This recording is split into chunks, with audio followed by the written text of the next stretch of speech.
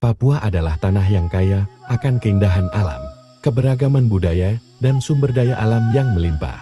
Dari pegunungan yang menjulang tinggi, lembah yang subur, hingga laut yang penuh potensi perikanan, Papua menyimpan kekuatan ekonomi dan sosial yang besar bagi masyarakatnya. Karena keragaman budaya yang tercermin dalam ratusan suku dengan bahasa, adat, dan tradisi masing-masing, menempatkan Papua sebagai wilayah dengan identitas sosial yang kuat, sekaligus kompleks.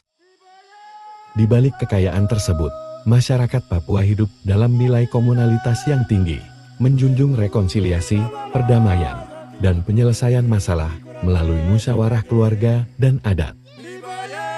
Nilai-nilai sosial ini sejalan dengan konsep restoratif justice, yang menempatkan pemulihan dan rekonsiliasi sebagai tujuan utama penyelesaian perkara pidana.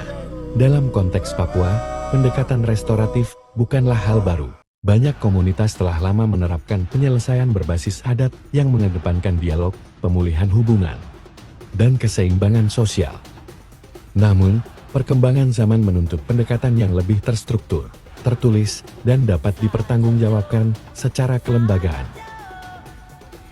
Di sisi lain, kekayaan sumber daya alam Papua berbanding lurus dengan potensi pengembangan keterampilan masyarakat, baik di sektor pertanian, perbengkelan, kerajinan tangan, perikanan, maupun sektor kreatif. Papua memiliki peluang besar untuk penguatan ekonomi berbasis komunitas.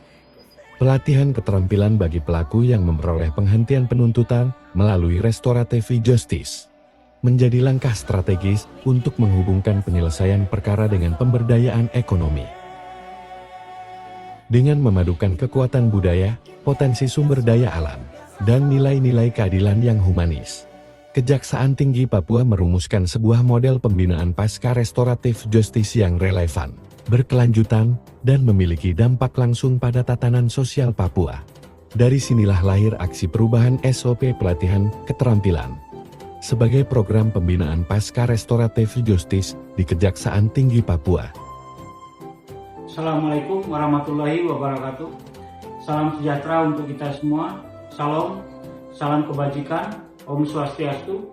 Perkenalkan, nama saya Denny Iswanto, SH.MH, Koordinator pada Bidang Pidum Kejaksaan Tinggi Papua, sekaligus sebagai peserta Diklat PKA Angkatan 5 tahun 2025. Pada kesempatan ini saya akan menjelaskan tentang aksi perubahan yang akan saya lakukan, yaitu berupa penyusunan SOP pelatihan keterampilan sebagai program pembinaan pasca restoratif justice di Kejaksaan Tinggi Papua.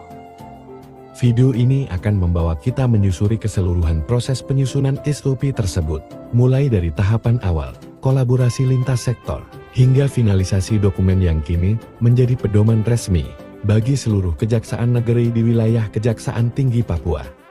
Perjalanan aksi perubahan ini bermula dari pemahaman mendalam bahwa restoratif justice tidak boleh berhenti pada penghentian penuntutan semata. Rehabilitasi sosial dan pemberdayaan ekonomi merupakan bagian penting dalam memastikan pelaku dapat kembali ke masyarakat dengan identitas baru sebagai pribadi yang produktif. Dengan demikian, SOP yang disusun diarahkan untuk mengisi celah penting tersebut, yaitu dengan memperkuat mekanisme pelatihan keterampilan yang terukur dan mudah diterapkan. Tahap awal dimulai dengan konsultasi intensif kepada mentor, yaitu Kepala Kejaksaan Tinggi Papua. Pimpinan memberikan arahan penting agar aksi perubahan ini tidak hanya selesai secara administratif, tetapi benar-benar memiliki manfaat nyata bagi masyarakat Papua. Beliau menekankan perlunya kerjasama lintas sektor serta ketersediaan mekanisme monitoring yang kuat. Setelah arahan diperoleh, dibentuk tim efektif aksi perubahan melalui rapat internal yang melibatkan bidang tindak pidana umum. Dalam rapat tersebut, disusun pula analisis pemangku kepentingan untuk memetakan pihak yang berperan penting. Mulai dari instansi pemerintah daerah, lembaga pelatihan, hingga tokoh masyarakat dan adat. Proses ini menjadi dasar untuk memastikan setiap langkah penyusunan SOP berjalan terarah, melibatkan pihak yang relevan, serta mencerminkan kebutuhan nyata di lapangan. Pembentukan tim efektif kemudian dituangkan secara resmi melalui Surat Keputusan Kepala Kejaksaan Tinggi Papua. Surat keputusan ini memberikan dasar hukum dan legitimasi institusional, sehingga kegiatan dapat berjalan sesuai ketentuan internal kejaksaan. Memasuki tahap pelaksanaan, Project Leader melakukan konsultasi strategis dengan Kepala Kejaksaan Tinggi Papua, Wakajati, Asisten Tindak Pidana Umum, dan Asisten Pembinaan. Pada tahap ini, dirumuskan konsep awal SOP, termasuk sistematika dokumen, pembagian peran antar unit, serta integrasi dengan instansi teknis seperti Dinas Sosial dan Balai Latihan Kerja. Hasil konsultasi ini memperjelas tujuan dan memastikan SOP selaras dengan kebijakan kejaksaan. Konsultasi eksternal juga memainkan peran penting. Bersama Dinas Sosial dan BLKE Sorong di Jayapura, tim memperoleh informasi teknis mengenai jenis pelatihan yang paling relevan untuk masyarakat Papua, seperti keterampilan berbasis pertanian, kerajinan, otomotif, serta keterampilan berbasis potensi lokal. Masukan ini menjadi dasar dalam penyusunan kerangka SOP, agar benar-benar sesuai dengan kondisi lapangan. Berdasarkan hasil konsultasi tersebut, tim efektif mulai menyusun draft SOP dengan struktur lengkap yang mencakup pendahuluan, dasar hukum, pembagian peran unit kerja, tahapan pra-pelatihan, pelaksanaan pelatihan, pasca pelatihan, serta mekanisme evaluasi. Draft SOP juga dilengkapi 6 formulir pendukung, mulai dari formulir asesmen awal hingga formulir evaluasi pasca pelatihan. Setelah draft selesai, dilaksanakan uji validasi internal yang melibatkan tim efektif dan bidang Pidum Kejati Papua. Juga melibatkan Kasipidum Kejari Jayapura, serta Kasipidum Kejari Biak yang dilakukan secara daring. Validasi dilakukan melalui pembahasan substansi dan simulasi penerapan, sehingga beberapa poin penting dapat diperbaiki, seperti penyederhanaan formulir, penegasan mekanisme pelaporan, serta penguatan indikator keberhasilan peserta. Pada minggu ketiga bulan November tahun 2025, dilakukan penyempurnaan dan finalisasi SOP. Setelah revisi minor dan penyesuaian akhir, Kepala Kejaksaan Tinggi Papua menandatangani dan mengesahkan dokumen SOP.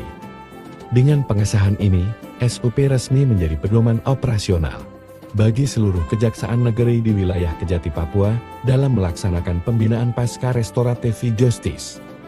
Sosialisasi internal kemudian dilaksanakan untuk memastikan seluruh pejabat dan staf memahami alur SOP.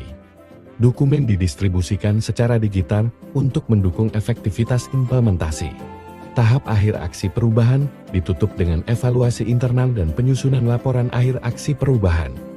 Laporan ini kemudian diserahkan secara resmi kepada Kepala Kejati Papua, Wakajati, dan pejabat terkait sebagai bentuk pertanggungjawaban.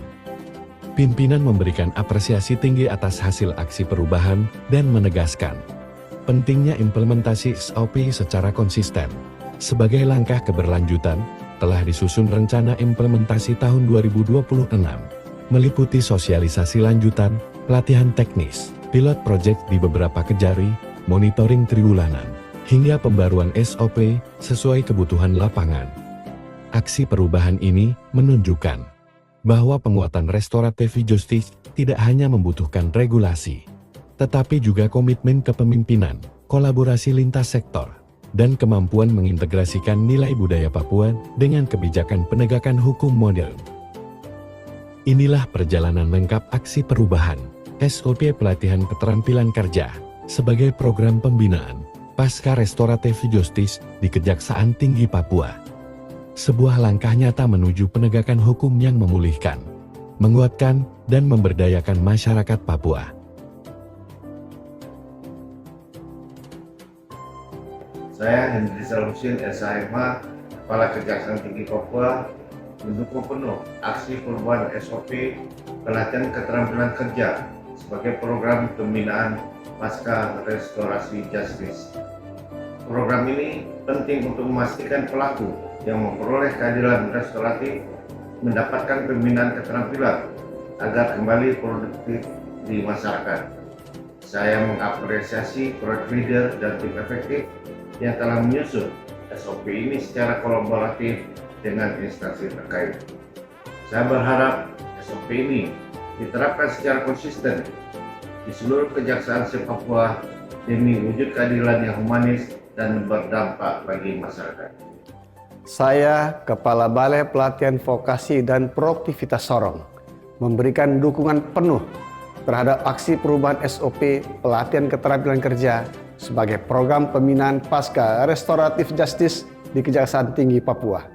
Kami berkomitmen mendukung pelaksanaan pelatihan keterampilan bagi peserta pasca restoratif justice melalui instruktur, fasilitas, dan pendampingan teknis yang diperlukan. Program ini sangat penting untuk membantu peserta memperoleh keterampilan baru dan kembali produktif di masyarakat. Kami berharap kerjasama ini terus berkelanjutan agar pembinaan pasca restoratif justice memberikan dampak nyata bagi masyarakat Papua.